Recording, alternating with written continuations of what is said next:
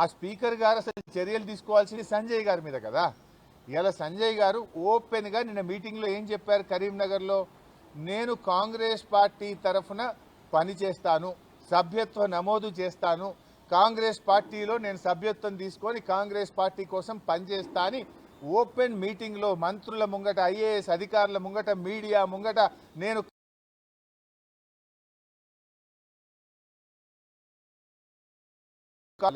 Speaker గారి దగ్గర మా యొక్క డిఫెక్షన్ పిటిషన్ సంవత్సరం నుంచి పెండింగ్లో ఉంది. తక్షణమే సంజయ్ని అనర్హుడిగా ప్రకటించాల్సిన బాధ్యత స్పీకర్ గారి మీద ఉంది. ఇది ఏమన్నా ఎట్లా ఉందంటే చోరు ఉల్టా కోత్వాల్కు డాటే అన్నట్టు పార్టీ మారిన ఎమ్మెల్యేనే ఇంకా మా పార్టీ ఎమ్మెల్యే మీద ఇవాళ చర్యలు తీసుకోవాలంటున్నాడు. చర్యలు తీసుకోవాల్సింది పార్టీ మారిన 10 మంది ఎమ్మెల్యేల మీద తీసుకోవాలి. ఆ పిటిషన్ ఇవాళ ఆయన దగ్గరే స్పీకర్ గారి దగ్గరనే ఉంది.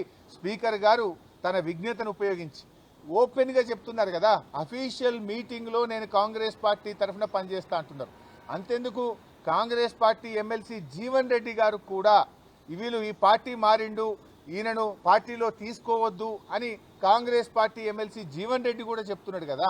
సంజయ్ మీద చర్య తీసుకోవాలి, ఈ సంజయ్ పార్టీ మారిండు, ఇతను ఎట్లా తీసుకుంటారు, ఇతను హత్యా రాజకీయాలకు పాల్పడుతుండు అని కాంగ్రెస్ ఎమ్మెల్సీ జీవన్ రెడ్డి గారు కూడా చెప్తున్నారు. ఇంతకంటే స్పీకర్ గారికి ఆధారం ఏం కావాలి? అటు కాంగ్రెస్ ఎమ్మెల్సీ చెప్తున్నాడు, స్వయంగా పార్టీ మారిన సంజయ్ కూడా నేను కాంగ్రెస్ పార్టీ కోసం పనిచేస్తానని మాట్లాడుతుంటే ఇది open shut and mouth case. Speaker గారు తక్షణమే వీళ్ళను ఇలా అనర్హత వేటు వేయాలని చెప్పి డిమాండ్ చేస్తున్నాం. ఇన్ఫ్యాక్ట్ బీఆర్ఎస్ పార్టీ కూడా సుప్రీంకోర్టులో కూడా పిటిషన్ వేశాం. హైకోర్టులో అనర్హత పిటిషన్ పెండింగ్లో ఉండడం ఆలస్యంగా అవుతుంది కనుక సుప్రీంకోర్టులో సర్వోన్నత న్యాయస్థానంలో కూడా వేశాం. మాకు విశ్వాసం ఉంది, గతంలో సుప్రీంకోర్టు కొన్ని రాష్ట్రాల స్పీకర్లను 3 నెలల్లోగా అనర్హతపై నిర్ణయం తీసుకోవాలని డైరెక్షన్ ఇచ్చింది కనుక సుప్రీంకోర్టు నుంచి మాకు న్యాయం జరుగుతుందనే నమ్మకంతో మరి సుప్రీంకోర్టులో కూడా బీఆర్ఎస్ పార్టీ తరఫున కేసు వేయడం జరిగింది. త్వరలోనే సుప్రీంకోర్టు నుంచి కూడా ఆదేశాలు వస్తాయి, న్యాయం నిలబడుతుంది, అనర్హత వేటు వీరి మీద పడుతుందనే నమ్మకం మాకుంది. Thank you. కౌశిక్ రెడ్డి గారు ఏం మాట్లాడారు బ్రదర్? ప్రజల పక్షాన్ని అడిగాడు కదా.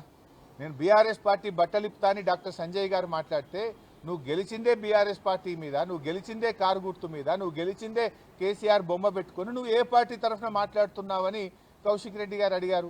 దానికి ఆయన సమాధానం చెప్పాలి కదా. ముందు రెచ్చగొట్టింది సంజయ్ గారు, బట్టలిప్పుతా అనే మాట ఆయన ఎట్లా మాట్లాడతాడు?